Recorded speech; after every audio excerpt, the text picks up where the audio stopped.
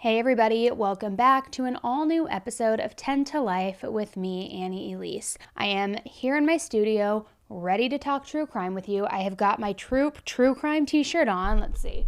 You can see it. Here we go.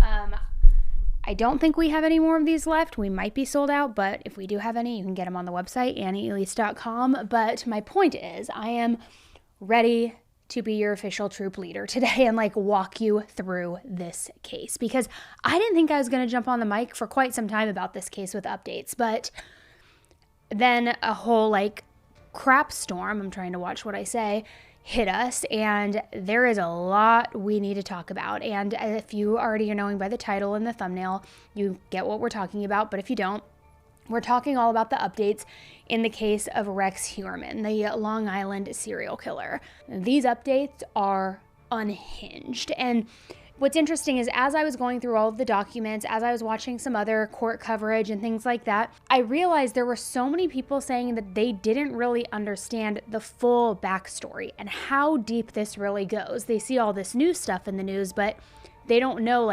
how far back this goes. All of the victims, all of the information, how he got caught. So what I want to do is, aside from just giving you the updates, I want to give you the backstory so that you can fully understand this case start to finish and really understand how sick and twisted this individual is. So let me kind of break things down for you.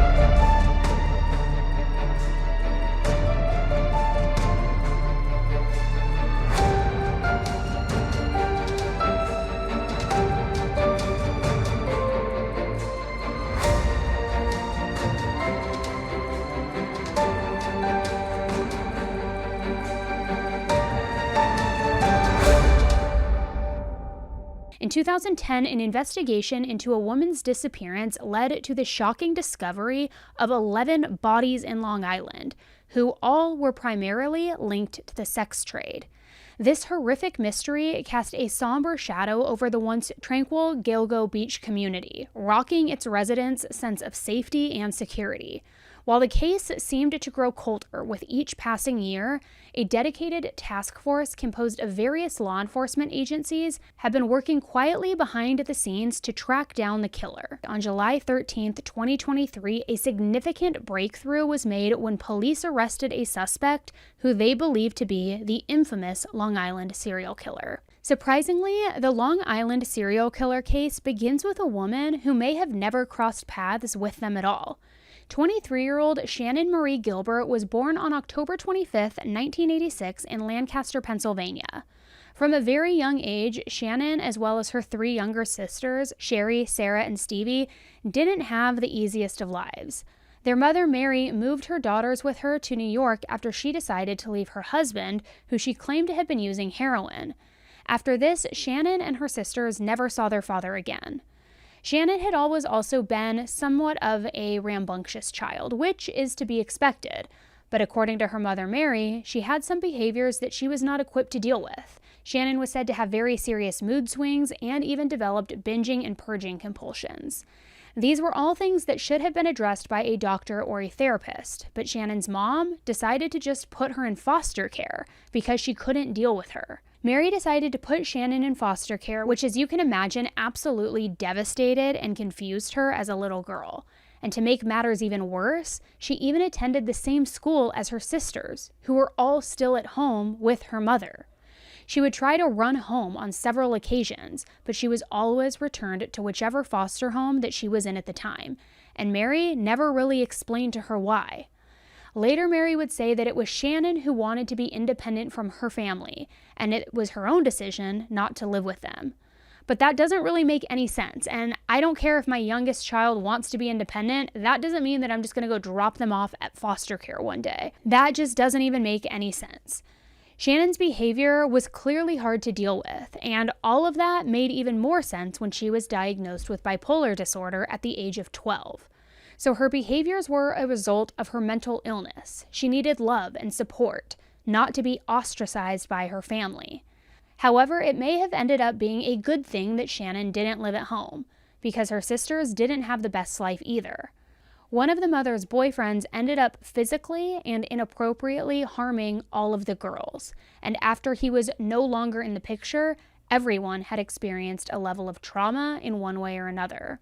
During high school, Shannon began dabbling in different drugs and drinking alcohol. Instead of taking her prescribed medication for her bipolar disorder, she chose to drink and party. Even with her mental health challenges and substance abuse issues, Shannon was extremely smart though, and she graduated early at just 16 years old. After graduation, she got several jobs to help put herself through nursing school, and her grandmother let her live with her during this time. She quit nursing school after only 1 year, saying that it was boring for her, and because she wanted to pursue her real dream, which was becoming a singer. She had dreams of having a lot of money and one day becoming famous, and while she was living in New Jersey, she decided to sign herself up to work for an escort agency to make more money quickly. Here, she was introduced to a man named Alex Diaz, who would become Shannon's driver and boyfriend. Most of the escorts within an established escort company had a driver to make sure that the girls got to their jobs safely and who would wait for them to be finished to then drive them home. This was considered much safer than getting into a car with a stranger and ultimately having no one know where you are or who you're with. During this time, Shannon developed a dependency on cocaine, ecstasy, and alcohol, and she also had several unwanted pregnancies that she ended up terminating so that she could continue working. Now, at some point, Shannon and Alex's relationships turned completely volatile due to both of them always being on substances, and it became even more violent during their arguments. During one of these instances, Alex hit Shannon in the face, fracturing her jaw. She had to go to the hospital, and it was so bad that she needed surgery to insert a titanium plate into her jaw to fix it. Even after this horrible incident, Shannon decided to stay with Alex, but instead of working for the escort company, she decided to start placing her own ads on Craigslist to basically eliminate the middleman. She was able to save up enough money to get her own apartment, and she even enrolled herself into some online courses so that she could eventually have more of a typical career. She would also go to singing classes and auditions in Manhattan, New York, and even though working as an escort wasn't ideal, it was paying the bills better than any other job that she could get. Shannon always stayed in contact with her family even after everything that she had been through as a child, and she always used any extra money that she had to buy presents for her nieces and nephews. Her mother, Mary, has said that she tried to convince Shannon to stop escorting and to come back and live with her, but Shannon told her that she didn't actually have to work that often. Mary worried a lot about Shannon, though, because according to her, she was really book smart, but not exactly street smart. She lied about making much more money than she actually did because she didn't want Mary to worry or to know how much she was actually doing and how much she actually did have to work. She would typically charge $200 an hour on her Craigslist ads, but she didn't really like to tell Alex that she was still working as often because she didn't want him to get mad or try to control her and her money. Now, it was during this time that she met a man named Michael Pack, who would become her new driver. Michael would get a third of Shannon's earnings for driving her and keeping her safe, but a lot of the money that she earned ended up fueling her substance habit. On a good night, Shannon would end up with about $600, even if she had seen up to 5 men. On May 1st, 2010, Shannon got a response to her ad from a man named Joseph Brewer, who lived in a quiet, beachfront, gated community called Oak Beach. Oak Beach is a community located in the township of Babylon in Suffolk County, New York, and it's a very secluded part of the Barrier Islands. Joseph Brewer was a 46-year-old financial advisor who had recently lost his job and was separating from his wife, so he was looking for some company during this relatively low point in his life. So Michael drove Shannon in his black SUV to Joseph's home on Fairway Drive in Oak Beach, which was a pretty far drive. The drive from New Jersey to Oak Beach was a little over 2 hours, and Shannon arrived at Joseph's house around 2 a.m. After she went inside, Michael waited for Shannon and played poker on his phone to pass the time. About 3 hours later, though, Michael was startled by a tapping on his driver's side window, and when he looked, it was Joseph Brewer. He rolled down the window and said that he needed help getting Shannon out of his house because she was acting strange. When Michael went inside, he saw Shannon crouching behind a couch, clutching her cell phone with a terrified look on her face. Michael had said that it's likely that Shannon was on drugs, and she seemed delirious.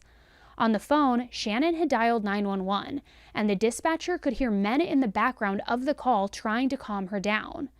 The 911 operator asked Shannon where she was located, but Shannon was unable to tell her and just kept saying things like, "They're trying to kill me." She could be heard saying things to the men like, "Leave me alone, what are you going to do to me, are you going to kill me?" And the 911 operator was trying to calm Shannon down so that she could figure out what was going on. Michael was obviously confused, and it's not clear whether Shannon could have been having a bipolar or drug-induced psychotic episode, or if someone was actually trying to hurt her. However, Michael later said and could be heard trying to get her to leave with him and trying to calmly explain where she was and that she knew him and that he would take her home. State police. Yeah, there's somebody after me. I'm sorry? There's somebody after me. Where are you? There's somebody after me. Okay, where are you? There's somebody after me. Where are you, ma'am? I don't know. You're driving right now? No, I'm inside the house. I'm sorry? I'm inside the house. What house? I don't know. Can you trace where I am? I'm sorry? Can you trace where I am? No, I can't. What's your callback number you're calling from? Huh? What phone number are you calling from? Somebody's after me. Please. Are you in Suffolk County or Nassau County? I'm in Long Island. Where on Long Island are you? No. No. No. No, stop, no. Michael was frustrated after it was clear that Shannon was being completely irrational, and he decided to go back outside and wait and see if she would come out. However, about 2 minutes later, he could see Shannon bolting out of the house, stumbling down the front steps, and taking off running down the road. Shannon was running and screaming for help while still on the phone with 911, and Michael decided to follow her in the SUV because he was afraid that she was going to hurt herself. Seeing Michael's SUV behind her only made Shannon run faster and more frantic, and she ran up to a house and started banging on the door. The resident was a 75-year-old man named Gustav Coletti, and he opened the door asking Shannon if she was okay. Inside, Shannon could barely get any words out, and he asked her if someone was after her and tried to get her to calm down. Why are you calling me by my name? Why? County, you on the line? Stop. Please. Stop it, please. Please stop. Please. Can you shut the door? No, time to go. Please. Please. Please. Go that way, please. Go, come on. Come on, let's go. Come on, roll that side. This side. Come on, go outside. Oh. Come on, all of us. Come on, all go outside. Come on. No, please. Come on. Come on. Please, come on. Please. Come on. Why? Just come out here. Please, please. Please, get your ticket. My hold. All right. What's the matter? Are you okay? What are you going to do? What are you going to do to me? She's in my house on my phone. Why? Huh? Well, I don't know, but it was transferred to me. Why? No. What are you going to tell me? A moment later, Shannon saw Michael's SUV coming and bolted out of Gustav's house, who was left completely confused. He decided to call 911 to report what had happened. Yes, I live at Oak Beach in the association. And there's a young girl about 14 years old running around here screaming, and there's some guy trying to follow her. What's the address there? I'm at 17 The Fairway. All right. You have a description of the girl or the boy? Pardon me? Do you have a description of the girl or the boy? The girl is about 14 years old, got blonde hair, very small. The boy, I can't tell. He was into like a Suburban. What color? Black. Did you happen to get a plate number or any phone? No, I didn't. Okay, telephone number you're calling from? Are they still on the fairway? They just went past the gatehouse where the entrance is. And what's the name of the complex? It's Oak Beach Association. Okay. Out by Robert Moses. All right. We got somebody over there. According to Gustav, Michael stopped to ask him where she went and told him that it was a bad idea for him to call 911 because he could have gotten Shannon in trouble. After Shannon left Gustav's house, she ran down the road screaming, and then her phone disconnected from 911. Hello.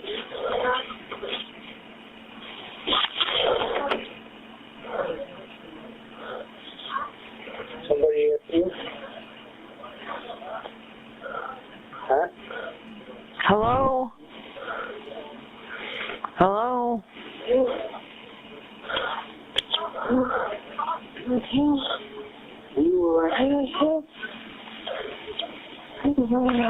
Don't get yourself hurt. Where are you going?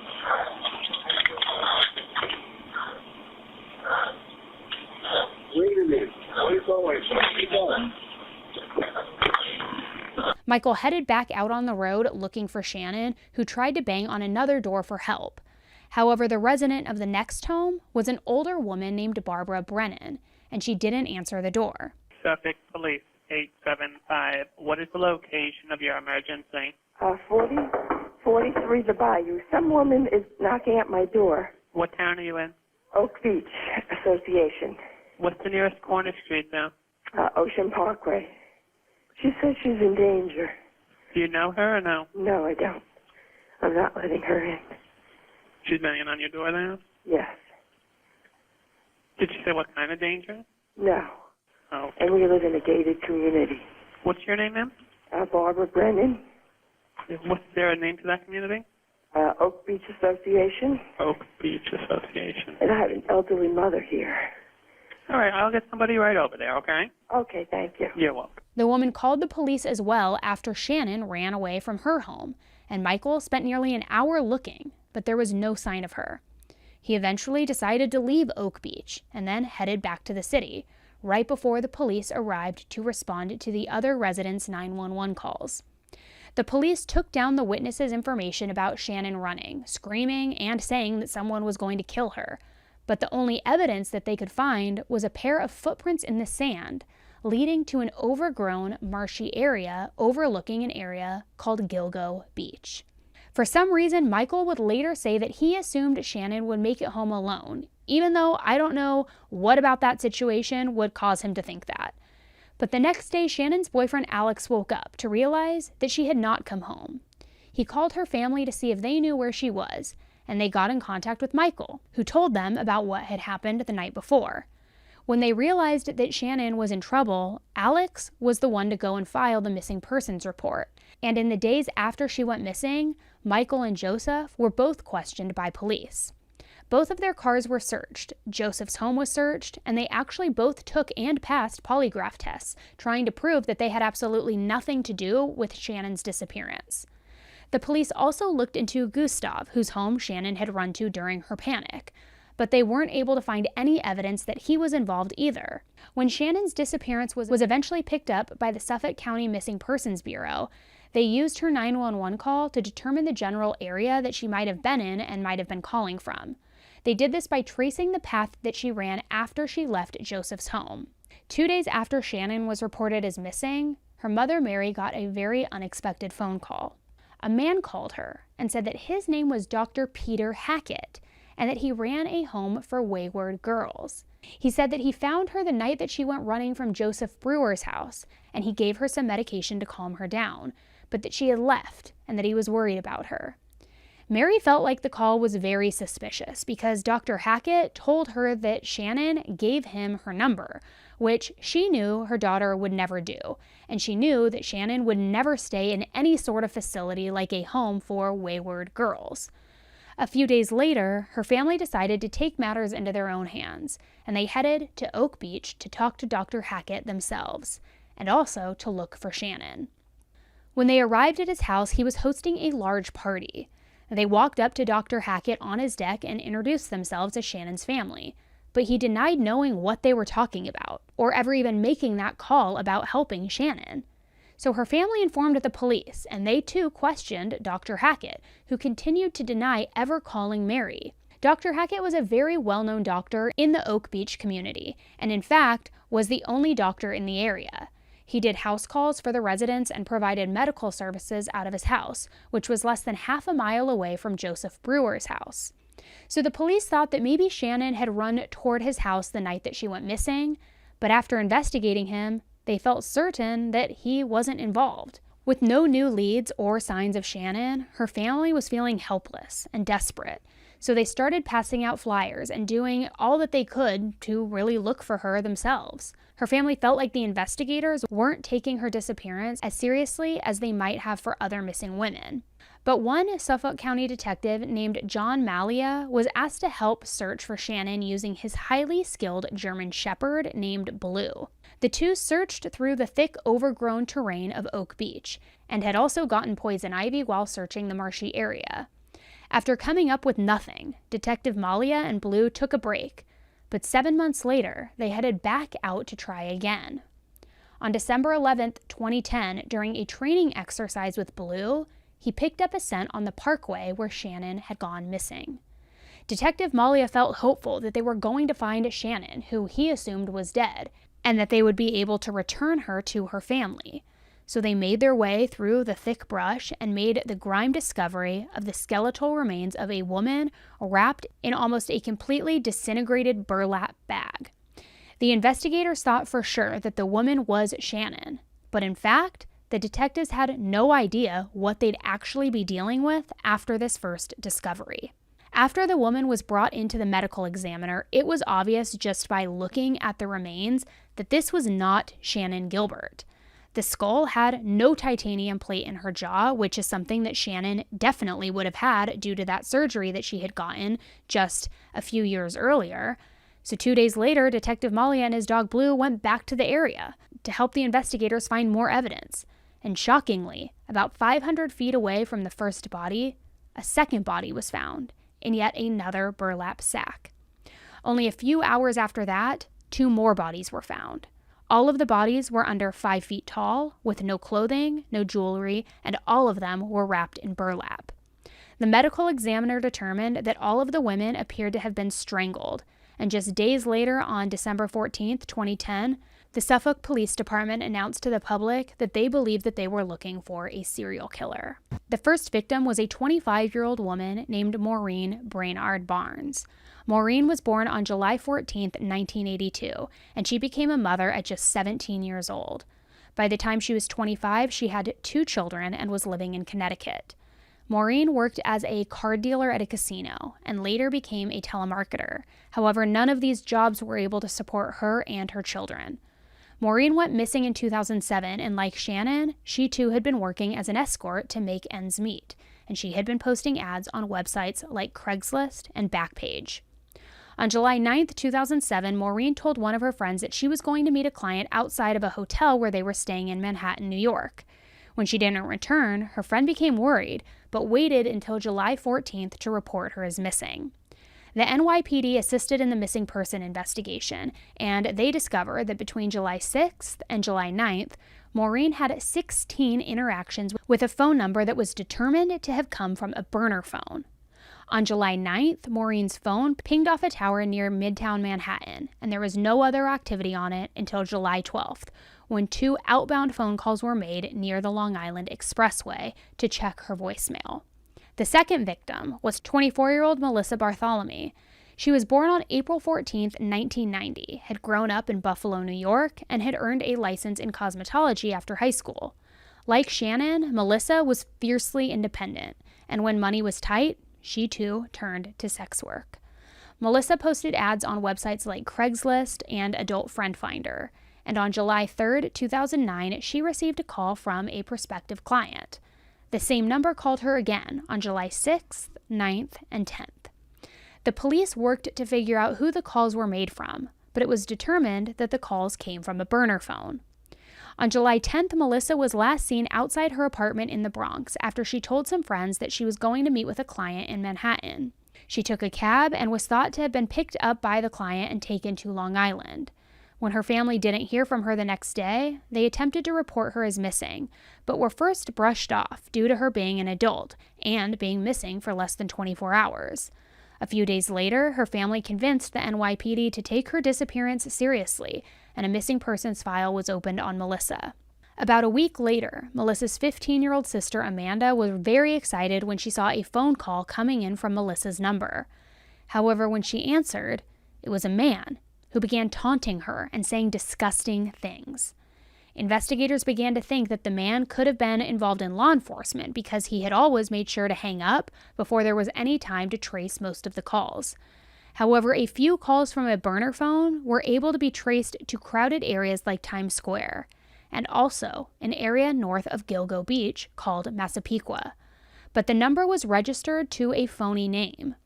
Amanda said that the caller knew her name, what she looked like, and asked if she was a whore like her sister. He then continued to say things like he killed her, and was watching her body rot. The next victim was 22-year-old Megan Waterman, who was born on January 18, 1988 in Scarsboro, Maine. Her mother was an alcoholic and was accused by Megan's grandmother of being extremely harmful toward her children. Her grandmother did file for custody of the children, but Megan and her little brother were eventually placed into foster care. Megan was diagnosed with ADHD at a young age and was known to get into trouble at school for getting into fights. At age 17, she became pregnant by a man who was in his 30s, and she decided to drop out of school after she had her baby in 2006. After this, Megan met a gang member named Akeem, who she started dating and abusing substances with. Akeem ended up forcing Megan to begin working as an escort, and she began posting ads on Craigslist and Backpage. She had actually been arrested on one occasion for soliciting during a sting operation and was known to frequently work out of various hotels. On June 5, 2010, Megan's phone was contacted by a burner phone that had just been activated that day. Now, Akeem would normally go with her on jobs to make sure that she was safe, but this time, she told him that she needed to go alone after the client had offered her $1,500 to stay the whole night. She was last seen at a Holiday Inn Express in New York and had been communicating with the burner phone. At 1:30 a.m., Megan was seen leaving the Holiday Inn, and after she left, there was no further activity from her phone other than a ping in the area called Massapequa. On June 7th, Akeem started to get worried and started calling around to Megan's friends and family to see if anybody had heard from her. But he didn't immediately report her as missing because of his own criminal activity that he was involved in. By June 8th, when Megan had still not made any attempts to even contact her daughter, her family decided to report her as missing. The fourth victim was 27-year-old Amber Costello. She was born in October of 1983 to a middle-upper-class family in Charlotte, North Carolina. Now, unlike the other victims, Amber and her sister Kim had a relatively average childhood with a very close-knit family. But all of that changed when she was severely attacked in a sexual way by a neighbor at only 5 years old. Amber's parents were extremely devastated by what had happened to their daughter, and her father even ended up putting a gun up to the neighbor's head and threatening to kill him. It's not known if the neighbor ended up going to jail or not, but Amber's mother began suffering from severe panic attacks and ended up in a mental treatment hospital due to the guilt of what happened to her daughter. After this, their family just tragically fell apart. Her father began drinking heavily and was arrested on several DUI charges over the years, and Amber's older sister Kim ended up having to take care of the both of them, and she ended up becoming involved in an escorting ring. When Amber became a teenager, she followed in her sister's footsteps and joined this escorting ring as well. During this time, Kim and Amber became dependent on various substances, but Kim was able to straighten out her life when she met a nice man and got married. Kim wanted to help Amber get sober and get out of escorting as well, and even helped her get into a rehab. After she got sober, Amber met and married a man who she adopted his son with because she was unable to conceive children of her own due to what happened to her as a child. However, their marriage didn't last long, and Amber eventually relapsed and met a man named Bear while in another rehab. She and Bear moved back in with her sister Kim, who was then living in New York. After struggling again financially, Kim and Amber both decided to start posting ads on Craigslist and Backpage again, just until they earned enough money to get by. but they were thrown right back into the lifestyle surrounded by substances. On September 1st, 2010, Amber's phone was contacted by a burner number, which was located in West Amityville and Massapequa Park. The number traveled to where Amber was living in Babylon and contacted her phone several times before showing up to her apartment. Amber and a friend who was at her house at the time decided to conduct a ruse against this client. When the client came in, he put his money on the table, but then the friend came out and pretended to be Amber's outraged boyfriend and told the client to leave. The money was already there, so then the client ran out in a hurry because of the altercation, and upon leaving, the client texted Amber saying, "That wasn't nice, do I have credit for next time?" referring to the money that he had left and nothing happening. Later, this client was described as looking like an ogre like Shrek, who was between 6'4" and 6'6", had dark bushy hair and big oval glasses. It was also said by Amber's friend that the client had been driving a Chevy Avalanche truck. The next day, Amber told her friend that she was going to meet this client and that he didn't want her to bring her cell phone. That was the last time that anyone saw Amber alive. And no one in the house reported her as missing because they didn't want to get in trouble for drugs or any other illegal activity that was going on there. So these 4 victims have been referred to as the Gilgo Beach 4, and they all have very similar characteristics. They were all under 5 feet tall, sex workers, young, and it was clear that their deaths were definitely the work of a serial killer. On March 29, 2011, the Suffolk County Police returned to Gilgo Beach to continue searching for Shannon. About 1 mile from where the 4 victims were found, police discovered a skull, a forearm, and a set of hands. These would later be identified as Jessica Taylor, whose torso was found back in 2003. On April 4, 2011, searchers found 3 more sets of human remains along Ocean Parkway, which is between Oak Beach and Gilgo Beach. One of the bodies belonged to an unidentified Asian male who was dressed in women's clothing and who police believe may have been transgender. This victim's cause of death was determined to be blunt force trauma. A skull, another pair of hands, and a foot were identified as belonging to a woman named Valerie Mack, whose torso was also found in the year 2000. An unidentified female toddler was also found, wrapped in a blanket, and had clear signs of trauma.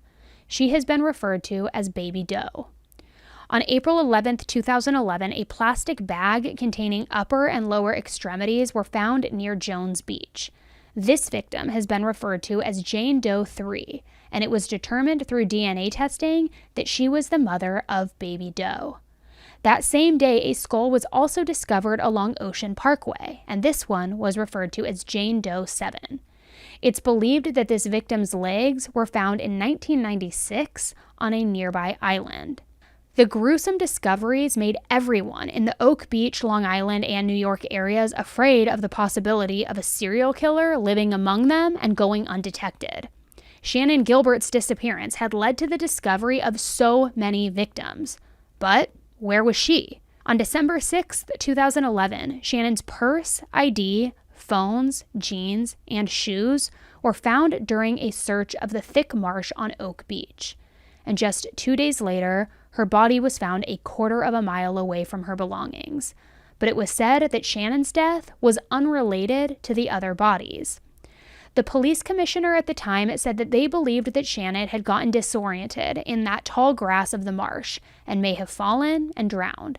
However, Shannon's family didn't believe that her death was actually an accident, especially since she was found face up, and also only in a couple inches of water.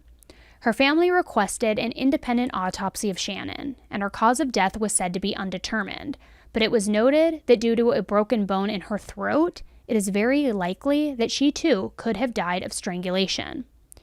So over the years, there have been several different suspects. In 2020, a new police commissioner decided to release images of a belt that was found at the crime scenes with the letters HM or WH, depending the position and angle of how you look at it. The belt was believed to have been handled by the serial killer, and police wanted anyone with tips on the origin of the belt to call in. In 2022, the Suffolk County Police launched a new Gilgo Beach homicide investigation task force, which included investigators from federal, New York State, and local law enforcement agencies, all to revitalize the case and hopefully find the killer.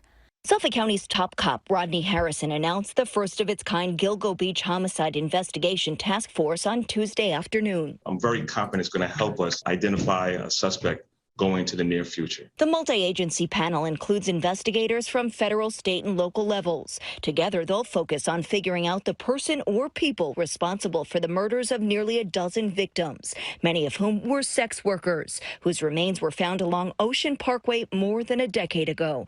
With a fresh set of eyes, the new team will also look at years-old evidence and use scientific techniques to uncover the names of the remaining unidentified victims. Having all of these partners are going to help us utilize technology, utilize sciences, cultivate witnesses, cast a broader net out to as many people as possible that could possibly assist. Back in December, when Harrison was just weeks into his new role as police commissioner, he pledged to make the case a priority. Using the appropriate sciences that we might not have used in the past, I think is going to help out with the investigation a whole lot. Going down the road. Harrison, who believes the case is solvable, says he's open to releasing the 911 call from Shannon Gilbert, the escort who went missing in 2010, as long as it doesn't hinder with the investigation.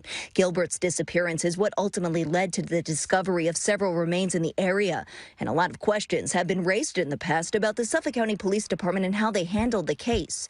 Attorney John Ray, who represents the Gilbert estate, calls the formation of the task force a good development. He's opening the door to re-examining the entire case or cases. While the Nassau County Police Department isn't directly represented on the task force, members of the department will continue to assist in the overall investigation. Jody Goldberg, Fox 5 News. There have been significant advancements in DNA technology and phone tracking capabilities, and it was thought that a new set of eyes would benefit the case. The new investigators took the tip from the witness at Amber Costello's house of the Chevy Avalanche, and they took this to be a significant piece of information. They used cell phone data triangulation to match up burner phone numbers with the victim's last phone pings. They connected different email addresses to burner cell phones, apps like Tinder, and websites like Craigslist, and were able to determine that a 59-year-old man named Rex Heuermann was a possible suspect. So the investigators began looking into Rex, who was born and raised in New York. In school, he was said to be kind of weird and a quiet kid, and he later went on to get a bachelor's degree in architectural technology from the New York Institute of Technology. Rex is married to a woman from Iceland named Asa Ellerup. Rex started his own company called RH Consultants and Associates, which is located in Midtown Manhattan, and his daughter Victoria worked with him as well. And as you can imagine, the arrest sent shockwaves through a quiet Long Island neighborhood as police swarmed the suspect's home. CBS 2's Dick Brennan went to Massapequa Park to get reaction from some very stunned neighbors. Into the night, people in Massapequa Park did their best to get a glimpse of the home of the suspected serial killer living right in their midst. It's creepy, really. I mean, if you look at the house, I mean, he kind of stands out, but it's creepy. It's weird. It's a quiet town. Everyone knows each other. Nothing really goes on, so it was just surprising to hear and kind of scary. I was like, holy crap. Unbelievable right now, town. James Pagano couldn't believe when he heard the name of the suspect because he went to high school with Rex Heuermann. He was very quiet, dark, kept to himself, and extremely intelligent, very smart. So just who is Rex Heuermann? He grew up on Long Island, but he worked in Midtown, an architect who ran a company called RH Consultants and Associates. How you doing? Good to see you. YouTuber Antoine Amira, who runs a page called Bonjour Realty, interviewed Heuermann about his work a year ago. What has this job taught you about yourself? I think it's taught me more about how to understand people. Really what stood out is his attention to details. He was very knowledgeable, very detail-oriented. Amira told us Heuermann had a distinct physical presence. Intimidating, no. Imposing, yes, very, very imposing. He is a head above me, a very large person. I still remember his handshake when we met. Very strong. Wow. A very strong handshake. It was like you were shaking like a very thick piece of marble. That's how strong his hand was. Even though their house kind of stuck out like a sore thumb among the upscale, well-kept homes and yards of the area, most neighbors said that Rex and his family were nice people, but maybe a little bit strange. During their investigation, police found that some of the email accounts used by Rex were linked to some seriously disturbing Google searches, including topics related to sex workers, sadistic torture-related graphic material, and child material. The searches included Mistress Long Island, mature escorts, Manhattan girl begging for art, teen girl begging for porn, pretty girl with bruised face, torture redhead, 10-year-old schoolgirl, skinny redhead tied up, short fat girl tied up and are Asian twink tied up, tied slave forced fed COCK, CUM shot and crying, girl hog-tied torture, 10-year-old blonde hair girl, chubby 10-year-old girl, black girl 10 years old, girl with face beat up, chubby 10-year-old girl crying, 13-year-old schoolgirl, age 12 child girl with blonde hair and blue eyes, blonde hair young girl depressed, teen girl oiled bodies, preteen girl with makeup, nude slave girls, old janitor's gangbang little schoolgirl, crying girl painful anal, schoolgirl crying teen. Literally some of the foulest searches that I have ever read, and I have covered a lot of disgusting stuff on here because even if that's not indicative of somebody being a serial killer, it certainly is indicative of them having predator-like tendencies and being interested in child material, and not just child material, as if that's not bad enough, grotesque, gruesome, horrific child material. And investigators also found that Rex had been researching the investigation into the Long Island serial killer case. He even had been looking up photos of the victims, their family, and trying to find out where their family members lived. There were hundreds of searches, such as, why could law enforcement not trace the calls made by the Long Island serial killer? Why hasn't the Long Island serial killer been caught? Long Island Killer, Unsolved Serial Killer Cases, America's 5 Most Notorious Old Cases, 11 Currently Active Serial Killers, 8 Terrifying Active Serial Killers That We Can't Find, John Bittruff, Long Island Serial Killer Phone Call, Long Island Serial Killer Update, Long Island Serial Killer Update 2022, FBI Active Serial Killers, Serial Killers by State 2023, Map of All Known Serial Killers, Megan Waterman, Melissa Bartholomew, Maureen Brainard Barnes, Cops Launch Gilgo Beach Homicide Investigation Task Force, Mapping the Long Island Murder Victims, Inside the Long Island Serial Killer in Gilgo Beach, The Gilgo Beach Killer, Criminal Minds, In Long Island Serial Killer Investigation, New Phone Technology May Be Key to Break in the Case. Very specific searches. Now, I'm not saying you guys should look at my Google history because obviously, given the content I produce, it's not exactly top-notch clean, but even my Google history has never been like that deep into a case like that specific. Usually, you do your initial search, you branch off to different sites, different articles, different news sources. Maybe there's a certain thing you're looking for, so you create a news search, but never that specific with certain words, certain dates. It's a big coincidence, in my opinion, but we're going to get there. So Rex was also seen on surveillance purchasing burner phones. Police determined that during the disappearance of at least 3 of the women found in Gilgo Beach, Rex's wife Asa was out of town, so he would have had time alone to commit the murders. So after the police started following Rex, they recovered bottles and a pizza box that was full of leftover pizza crust. They found this box from the trash can outside his home.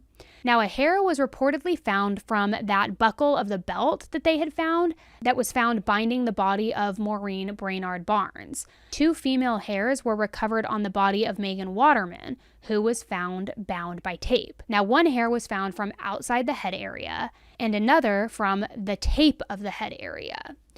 Another female hair was discovered on a piece of tape inside burlap wrapping found on the body of Amber Costello. These hairs have been linked to the DNA of Rex and his wife, Asa. Now, if you're a woman or you have a woman in your life, you know our hair can be found all over the house. So it's not difficult to think that some of Asa's hair could have been on Rex's clothing, or that maybe he even brought some of his victims to their house while she was out of town. So it certainly could be transfer DNA, transfer hair. But we've seen crazier things, so you really truly never do know.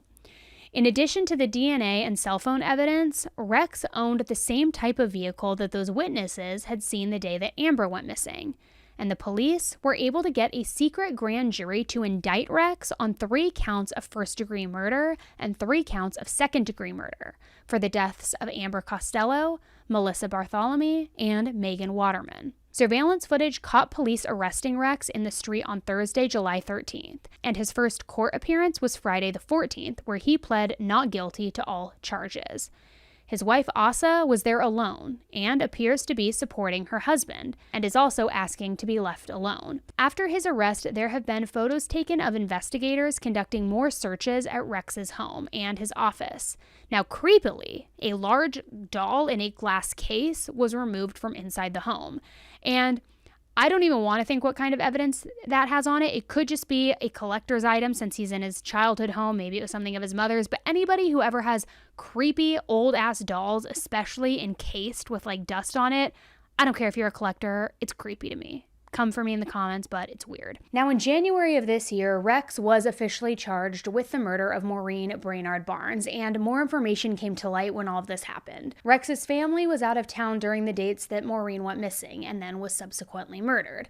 And as it turns out, that was the same thing that happened when Amber, Melissa, and Megan were also all murdered. When he was charged with Maureen's murders, we learned that investigators had confiscated 2 phones from him when they initially arrested him. The date on those phones showed that Rex was using those phones to contact hundreds of sex workers between 2020 and 2023. Then, just this past week, it was announced that Rex was being charged with murdering Jessica Taylor and Sandra Castillo. And the documents that came out are unhinged and outright insane. It's definitely some of the worst that I have ever read, and he is seriously deranged. So I read it all, and I'm going to break it all down for you, but be warned, if you've had anything to eat so far today, you might throw it up. Now, to start, let's go over Jessica Taylor's murder, because if you remember, her torso was found back in 2003, and then in 2011, her skull, her hands, and her forearm were all discovered near Gilgo Beach. On July 21st, 2003, Jessica had talked with her mom on the phone for about 7 minutes, when Jessica had planned on going to visit her mom on the 25th for her birthday, and then 2 hours after that, Jessica made another 2-minute phone call. But then she was never seen or heard from again. So after she didn't show up at her mom's on the 25th, Jessica's mom went to the police to report her missing. Now, as investigators have been piecing things together, they learned that Jessica was also a sex worker, and she worked in that same area as Rex did. So they spoke to a witness after she was reported as missing who told them that on the evening of July 25th, they had seen a dark Chevy pickup truck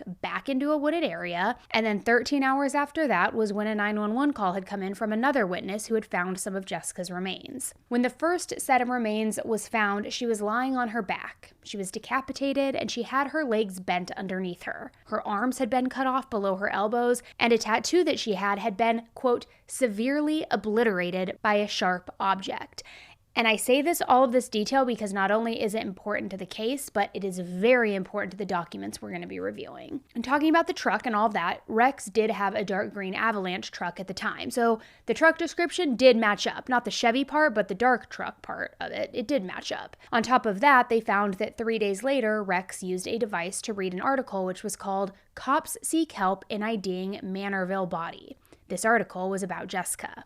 And then the next day, he began looking up a new Avalanche truck, even though his was only a year old at the time. It was like he was trying to, get rid of it, offload it. And he wasn't just looking up any Avalanche truck. He was specifically looking up a white one and a blue one, which was far brighter than the dark green one that he had at the time. Then he deleted his Google search. And we always talk about it. We love to see it. The Google will get you every time. The Google will get you every time, because even if you delete it, They're going to find it. They're going to find it. Now, on top of all of that, Rex's family was once again on vacation without him, and this was during the time that Jessica went missing and was murdered. Now, while all of that looks super suspicious, I get it. It does. It isn't necessarily enough to implicate him in a murder.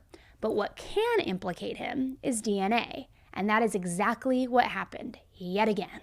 Because when Jessica's body was being examined, there was a male hair that was found, and when the DNA from that hair was recently compared to a genotype profile from Rex's cheek swab DNA test, it showed that the hair is, quote, and I'm saying this directly, substantially more likely to have come from a person genetically identical to Rex's profile. AKA, that hair on Jessica is DNA linked to Rex. Now, the second new murder charge is for the murder of 28-year-old Sandra Castillo. Prior to her murder, Sandra was living in New York, but she was originally from Trinidad and Tobago. Now, when her body was found in New York, this was November 1993, and she was found by two people who were hunting.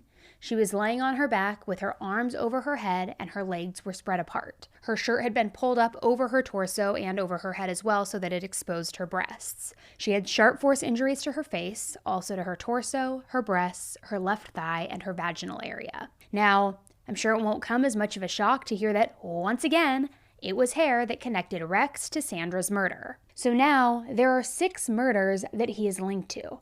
But we haven't even gotten to the craziest part of these new documents yet, guys. As I mentioned earlier, there have been searches of Rex's house, and those searches have led to over 350 electronic devices being found and seized from his home.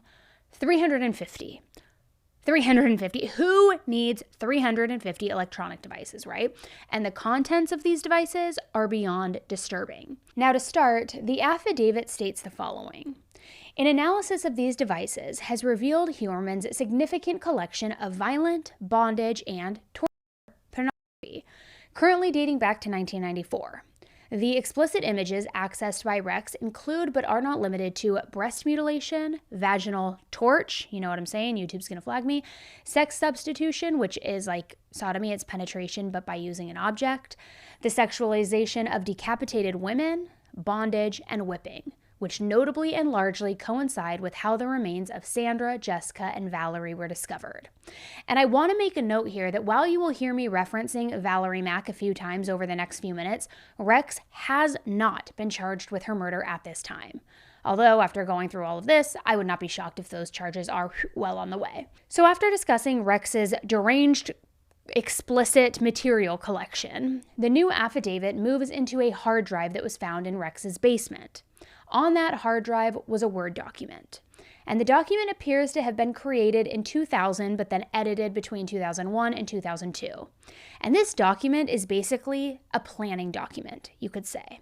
So we're going to go through it. Now, first there are 4 categories. One category is problems, then another one is supplies, another one which is abbreviated with the letters DS, which is believed to mean dump site. And then the final and 4th category is called TRG. And this is believed to be an acronym or an abbreviation for target. So let me read through this for you. And this really is like a how-to document, like how to execute, how to plan, how to get away with it, all of the things.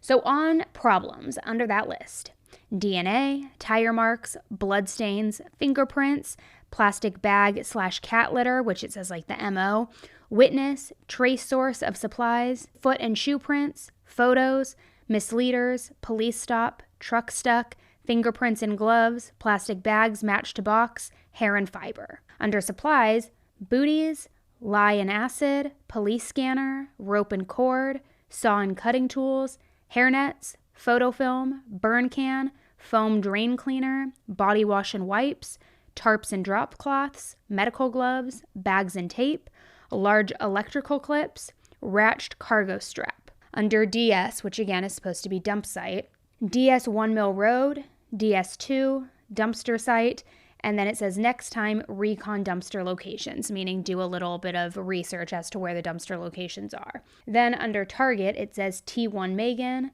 and then it says small is good, which most of the victims were very petite, so it's believed that what he meant by that is that he's looking for small targets.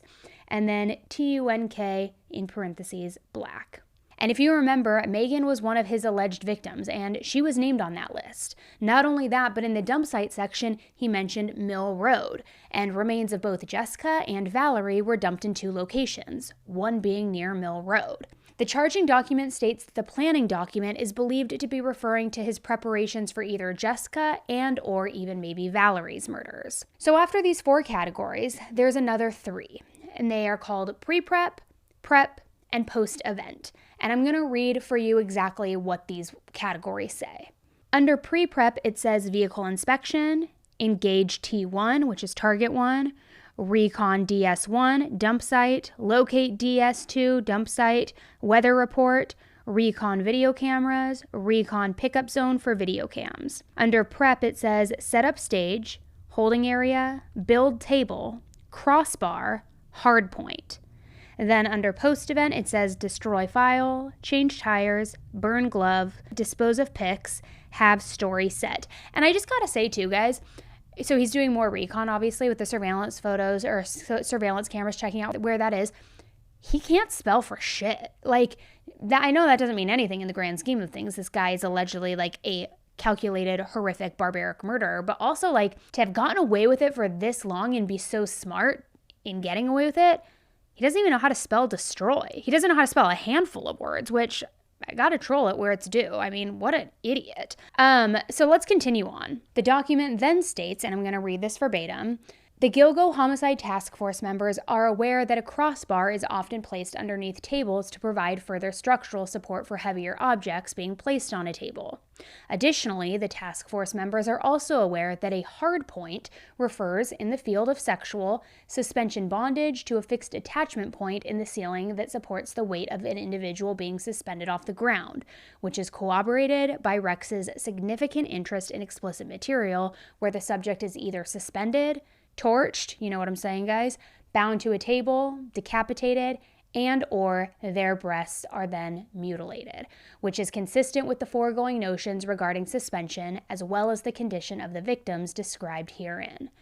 Which this is basically saying that all of this material that they found and his interests and all of these things, and what's on his list. So like the interests and the explicit material they found, plus what's outlined on his list, plus the way these victims were found and their condition, they all align. So it's like, it kind of is like wrapping it up in a bow as though this guy's clearly responsible. And that's a lot, but I'm not even done going through all of it yet. There's a whole other section for what to do after the murders are done.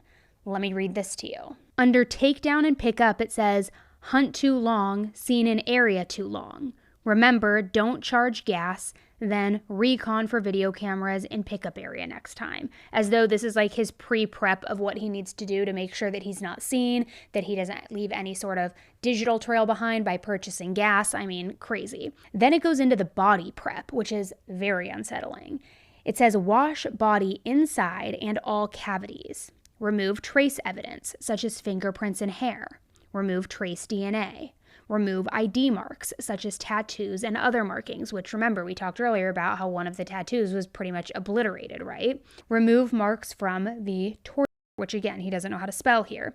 Remove head and hands. We also know that this is how a lot of victims were found. And then it says package for transport. Below that, it says dispose of the following: tools and devices, T1 clothing and personal items, drop clothes, wipes and towels, props, toys, and wood items, anything that touched T1, and remember, T1 is target 1, what you wore, meaning himself, destroy book and computer files, burn gloves, dispose of box of plastic bags to avoid trace. It really is like a how-to, a checklist that he's going through at the end of these horrific, barbaric murders, saying, did I do this? Did I do this? Did I do this? Did I do this? Great, I'm gonna get away with murder. It is so crazy and sick. Now, it's pretty ironic that he talks about removing hair as trace evidence, yet hair is also how he's being connected to these murders.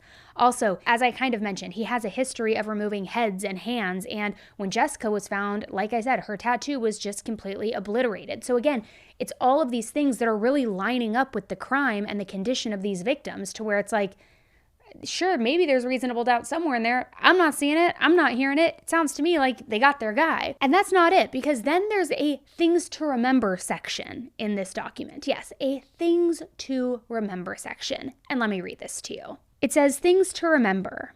Sound travels. Example, birds outside. Control the amount of air in and out to control the noise made. Get sleep before the hunt. Too tired creates problems. And I think that is absolutely foul and disgusting that he is referring to it as a hunt. It is sick. Hit harder. Too many hit to take down. Consider a hit to the face or neck next time for takedown. More sleep and noise control equals more playtime. Again, sick. Playtime? Use push pins to hang drop cloth from ceiling, not tape. Use heavy rope for neck, and again, heavy is spelled wrong.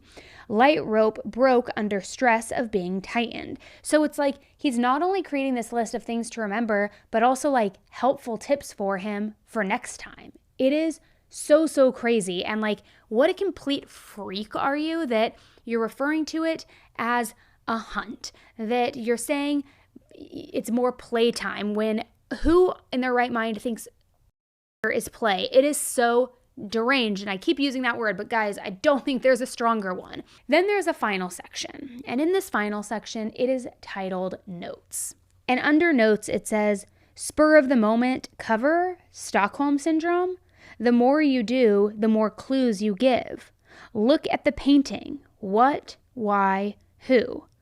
Organized versus disorganized. Again, horrible spelling. Then the final bullet says, page 162, sex substitution. Page 163, page 175, and then it says disorganized, and it's spelled so horribly. But it's very weird, and I'm guessing that you're wondering what exactly all of this meant and what these page numbers are referring to, right? Well, there's an answer to that, because investigators believe that he was using the book Mindhunter by John Douglas, using this book as sort of a guidebook on what to do and what not to do. And sure enough, in his house, they found another John Douglas book that was titled The Cases That Haunt Us. If you're unsure of who John Douglas is, he's a retired agent, unit chief from the FBI, and he's the one who inspired Mindhunter, all of these things. So when you think about the things that John wrote, they are from his experience and the knowledge that he has gained in the field. And it would make sense that Rex would look at his stuff to figure out how he could get away with the things that he was doing and what he was doing that could be wrong. I'm just so thankful that they are nailing this creep's ass to the wall, because it is so sick and twisted. We knew that he was sick. We knew that he was this alleged serial killer. How deep it went, I don't think many of us suspected. This list, this manifesto, this guidebook, like Murder and Torture for Dummies, I don't know. It's just so crazy to me. And I haven't read something like this in a very, very long time. And I'm just going to throw it out there, agree or disagree. I wonder when it goes to trial, not this case, when the Idaho 4 case goes to trial, I wonder if there is any sort of similarity in terms of anything they found on Brian's electronic devices. If Brian did in fact do it, because I know there's a whole world out there who doesn't think he's guilty and thinks he's being framed, but okay. But who knows, sure. But he kind of thought, the thought process is, I should say, that he thought he was smart enough to get away with murder and that he wanted to challenge himself to see if he could get away with it, especially being, in the criminology field, all of these things. So I can't help but wonder, thinking the same mentality, not saying that he's this deranged, crazy serial killer, although yes, a quadruple murder does make you a serial killer, but I'm just saying I wonder if he had any sort of planning as well or evidence of, similar to how Rex had. I don't know. It's like birds of a feather, right? It's just giving BTK, Rex Heuermann, possibly Brian Kohberger. I don't know. It's just weird. It's weird. It's like the modern day serial killers, right? I guess BTK. Yeah, he's modern day. I don't know. Whatever. I'm going off. I'm spiraling now. And so anyways, that's the update that we've got. It is unhinged and disgusting, but I appreciate you sticking through and hearing it with me. We'll see what else we learn. As soon as I know more, I will be jumping right back on the mic with you and letting you know everything that we find, all the documents we read. So if you don't want to miss any of those updates, make sure you hit that subscribe button really quick so that you don't miss them. All right, guys, thanks again. And until the next one, please, please, please stay safe. All right.